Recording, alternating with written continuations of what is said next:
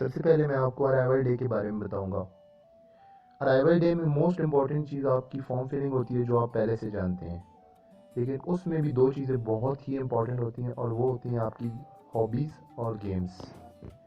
एक और इम्पॉर्टेंट चीज़ होती है जिसमें ये है कि आपने कटिंग नहीं करनी, और इसके अलावा आपने क्लियर लिखना है और सच बोलना है। अब मैं आपको सेकेंड डे के बारे में बताऊंगा। सेकेंड डे में आपका सबसे पहले मैकेनिकल एप्टीट्यूड टेस्ट होता है।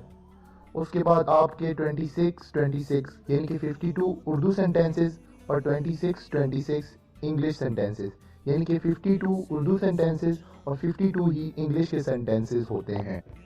इसके बाद आती है पिक्चर स्टोरी।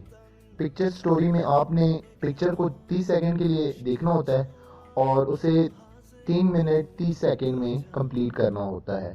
पिक्चर स्टोरीज 4 होती हैं। इसके बाद आपको लाइन स्टोरीज, मैं तो कह रहा हूँ उसे, तो उसमें ये होता है कि एक लाइन गिवन होती है और उससे आगे स्टोरी को कंटिन्यू करना होता है। और स्टोरीज, पिक्चर स्टोरी हो या लाइन स्टोरी, आपने अपने इंटरेस्ट और जो आपने फॉर्म फिल किए हैं उसके अकॉर्डिंग चलना है। आपने जिस तरह अपने आप को शो किया हुआ है कि मैं ये हूँ, वो आपने शो करना है कि हाँ ठीक है, जो है मेरी पिक्चर स्टोरी और लाइन स्टोरी उससे रिलेट कर रही है। इसके अलावा मेरिट्स और डीमेरिट्स हम जिनको कहते हैं, वो उसे मुख्तलिफ तरीक़ों से हमें बताते हैं। कि एक ये कि आप अपने फ्रेंड और अपने ओपोनेंट की ओपिनियन लिखें। इसके बाद आपके 150 MCQs टाइप क्वेश्चन होते हैं, जो आपने अपनी पर्सनैलिटी के अकॉर्डिंग 40 मिनट में करने होते हैं। ये आपने बहुत सोच समझ के और हाजिर दिमागी से करने होते हैं, क्योंकि इनका टाइम 40 मिनट होता है। दूसरे दिन ही मेरा साइकोलॉजिस्ट का इंटरव्यू था, और उसमें उसने मुझसे जो चीज़ें पूछी वो था introduction, father and mother occupation, cheating, hobbies, reason to join army. और इसमें जो इम्पोर्टेंट नोट है वो ये है कि आपका आंसर जो है वो फॉर्म फिलिंग के अकॉर्डिंग होना चाहिए, और अपनी फेवरेट पर्सनैलिटी के बारे में आपको सब कुछ पता होना चाहिए। अब मैं आ जाता हूँ थर्ड डे की तरफ। थर्ड डे में आपका जो है वो, सबसे पहले मैं आपको बताता हूँ, वो दिन होता है GTO का। उसमें सबसे पहले आपको जो है वो हॉल में बुलाया जाता है। उसके बाद आपकी ग्रुपिंग की जाती है, और हर GTO अपने ग्रुप को लेके अपने साथ एक कमरे में चला जाता है।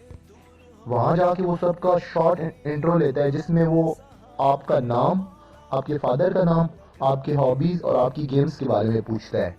सबसे पहले वो ग्रुप डिस्कशन के लिए एक टॉपिक देता है। उसमें आपने जो है वो अपनी पॉइंट्स को जो है वो अच्छे अंदाज से दूसरे को जो है वो पहुंचानी है GTO, ताकि आपकी बात सुने और आपके जो है वो पॉइंट्स बहुत ही लॉजिकल होने चाहिए। उसके बाद होता है वो लेक्चरेट। लेक्चरेट में वो आपको टॉपिक देता है और आपको 2 मिनट के लिए बाहर भेज देता है। उसके बाद 2 मिनट के बाद आपको आना होता है, और जो टॉपिक गिवन है होता है उस पर आपको 2 मिनट बोलना होता है। जो आपको लेक्चरेट का टॉपिक गिवन हो उसमें आपने ये सोचना है, उसके थोड़ा इंट्रो देना है। उसके बाद आपने स्टार्टिंग करनी है, उसकी एडवांटेजेस, डिसएडवांटेजेस, एंडिंग और अपनी कंक्लूजन देनी है। उसके बाद आ जाता है आपका ग्रुप प्लानिंग। ग्रुप प्लानिंग में आपने उसके लेक्चर को जो GTO देता है उसे बहुत गौर से सुनना है, और अपना जो ओपिनियन है उसे आपने बहुत अच्छे अंदाज से उसे बताना है। इसके बाद वो आपको टास्क एरिया में ले जाता है, और वहाँ जाके आपसे प्रोग्रेसिव ग्रुप टास्क कराना होता है उसने। इसमें आपने ये करना होता है कि आपने अपने ग्रुप के साथ रहना होता है, और आपने अपने ग्रुप मेंबर्स और उनके ओपिनियंस को बहुत ही जो है वो वैल्यू देनी होती है। इसके बाद आपका आता है हाफ ग्रुप टास्क। इसमें आपको, जो बड़ा ग्रुप होता है 12 लड़कों का, उसे 4 4 लड़कों में 3 हिस्सों में जो है वो तकसीम कर दिया जाता है। इसमें भी आपने बहुत हाजिर दिमागी से काम लेना है, और बिल्कुल पैनिक नहीं होना, नर्वस नहीं होना, और अपना जो है वो आपने बहुत अच्छे तरीके से अपने आप को और अपने जो 3 लड़के और होंगे उनको अपने साथ लेके चलना है। GTO की जो सबसे इम्पोर्टेंट बात मैं आपको बताना चाहता हूँ वो ये है कि जो चीज़ें वो बताए, और स्पेशली वो बताता है in bound, out of bound, in bound for you, in bound for your things, in bound for you and your things. उसके बाद मेरा था प्रेसिडेंट का इंटरव्यू। प्रेसिडेंट का इंटरव्यू में उसने सबसे पहले मुझसे चीटिंग के बारे में पूछा, इंट्रो किया। उसके बाद चीटिंग के बारे में पूछा, उसके बाद हॉबीज़ के बारे में। इसके बाद उसने मेरी सेल्फ रिस्पेक्ट पे जो है वो क्वेश्चनिंग की। इसके अलावा उसने मेरे से एलओसी के क्रॉसिंग पे एक दो जो है वो एक कंडीशन डाली थी। इसके अलावा उसने मुझ पे पैसों पे जो है वो कंडीशन डाली। उसके अलावा उसने मेरी सिस्टर पे कंडीशन डाली थी। इसमें भी आपने अपना पर्सनल इंटरेस्ट लाजमी शो करना है कि मुझे ज़ाती जो है वो आने का शौक़ है। हाँ ठीक है, आपको ये कहना चाहिए मेरे पेरेंट्स का भी ड्रीम है, इसके अलावा आपको ये भी बताना चाहिए कि मुझे पर्सनली इंटरेस्ट है आर्मी में। इसके अलावा वो आपसे आपके गेम्स के बारे में, हॉबीज़ के बारे में पूछेगा। इसके अलावा आपसे वो अपने फेवरेट पर्सनैलिटी के बारे में पूछेगा। आपको ऊपर फेवरेट पर्सनैलिटी के बारे में सब कुछ पता होना चाहिए।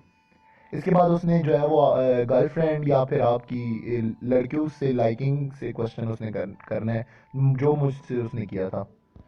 इसके अलावा आपको इस्लाम की बुनियादी नॉलेज होनी चाहिए। इसके बाद आपका दिन आता है चौथा दिन, फोर्थ डे। इसमें आपका जो है वो जीटीओ आपको अपने साथ ले जाता है एक लड़के को, जिसे वो कमांडर बनाता है, और वो उससे शॉर्ट इंट्रो लेता है। उसमें भी आपने कॉन्फिडेंट रहना है।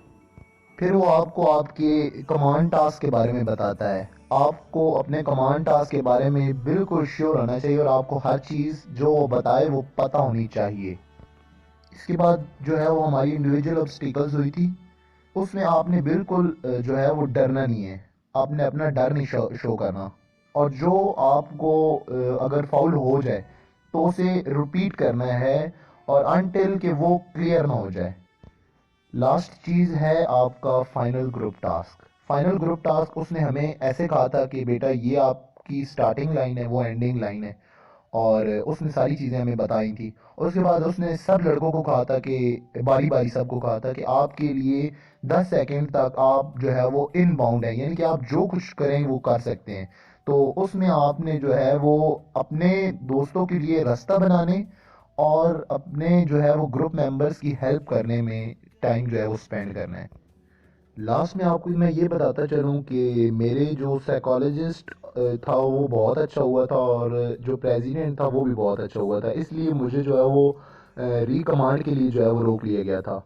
हम तकरीबन 26 लड़के थे, और हमें जो है वो उन्होंने मुख्तलिफ़ चीज़ों के लिए, री इंटरव्यू के लिए और री ऑब्स्टेकल्स और जो है वो री कमांड टास्क के लिए रोका गया था। जो मेरा था वो री कमांड टास्क था, और दोबारा जब मुझसे री कमांड टास्क करवाया गया तो मुझसे अच्छी तरह से नहीं हो सका।